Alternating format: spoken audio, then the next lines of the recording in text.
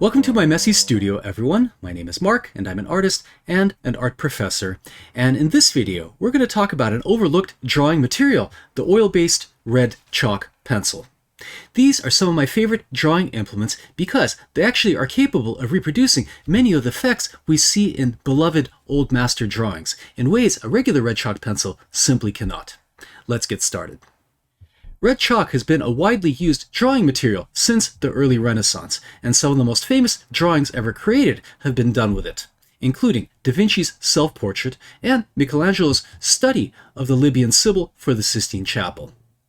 But the modern artist, when trying to achieve similar effects, runs into two significant problems. The first and most significant is that they're neither Da Vinci or Michelangelo. And the second is that red chalk used in the Renaissance was a naturally occurring stone, a form of hematite. This material was very dense, hard, and relatively resistant to smudging, making it effective for sharp detail and fine hatching.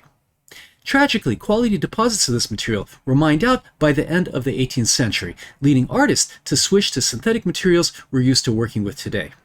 The problem is that synthetic materials are not as pigment dense as the original material, and as a result are softer, grittier, and more prone to smudging. While the first problem of not being either Da Vinci or Michelangelo, or Del Sarto, or Pontormo for that matter, is probably impossible to overcome, there is a semi-workable solution to the second problem: oil-based red chalk. This material is composed of the same synthetic red oxide pigments as Conte red chalk, but has the added benefit of being impregnated with waxes and oils, making the material harder, more smudge resistant, and therefore better for sharp details and hatching. A number of brands make oil-based red chalk pencils. Here are the three I'm most familiar with. This one is made by Faber-Castell, their Pitt oil base. Of the three, these are the hardest and also the lightest in value.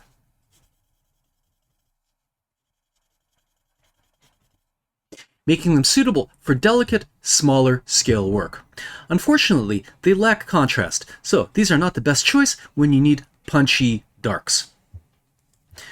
The second pencil is made by Cretacolor, their Rotel Fett. By the way, they make two kinds: an oil-based, which is Rotel Fett, which means fat, and Rotel Chalken, so don't get confused. The Rotel Chalken is the dry, chalky-based red chalk. Try to get the Rotel Fett. Of the three, this is the softest, and the color is more muted, approximating burnt sienna.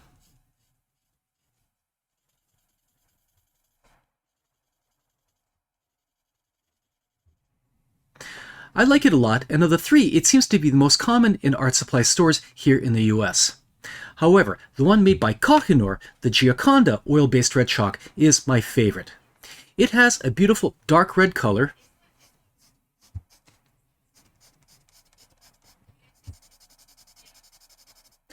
and has just the right degree of hardness for a variety of work. Let me show you two very simple ways it can be used.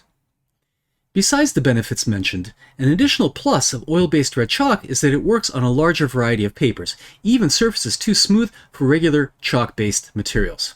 However, in this case, I chose a very nice drawing paper made by Canson, their Editions line, in the wheat color, which closely matches the off-white color found in many old master drawings. In this drawing, I'm using a simple shading technique that was often seen in the drawings of Raphael, which takes advantage of this red chalk's ability to be equally soft and sharp.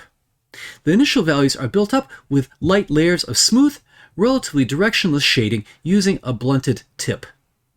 As hopefully my new camera picks up, this material allows me to put down very light lines, making soft transitions and delicate halftones much easier to pull off than if I was working in regular red chalk. And by the way, this material erases about as well as the Conte, so while it can't be erased entirely once it's put down very heavily, the value can be adjusted with a kneaded eraser. Once the initial soft shading is put in, I start in on the darker values with a sharpened pencil. Here I'm using lots of dark, deliberately placed form-following strokes. And this is where oil-based red chalk excels, allowing me to put down sharp, precise calligraphic lines similar to the ones we see in drawings done with natural red chalk. Is this pencil the perfect substitute for natural red chalk of the past? Goodness no. As mentioned, the pencil is not as pigment dense and doesn't maintain as sharp a point as I'd like, but it's fairly close. And by the way, one additional trick you can do to add a touch of extra contrast is to wet the pencil to make it write a little bit darker. Why this would work with an oil-based drawing material is anyone's guess, but it does. Here is the completed drawing.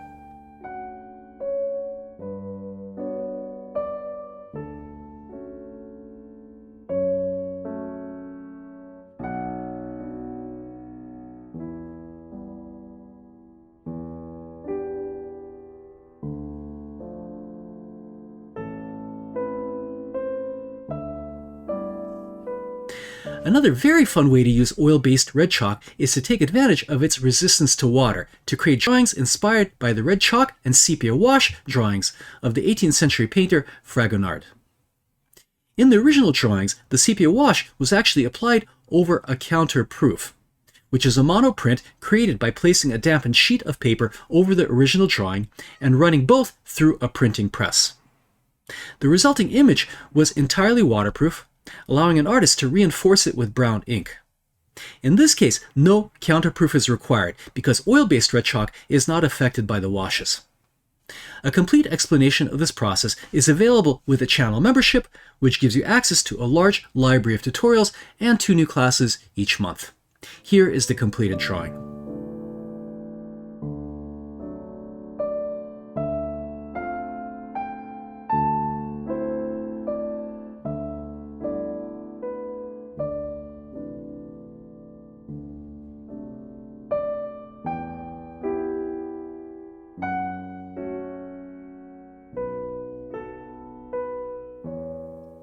I hope you enjoyed this tutorial. If you did, please subscribe and also consider becoming a channel member.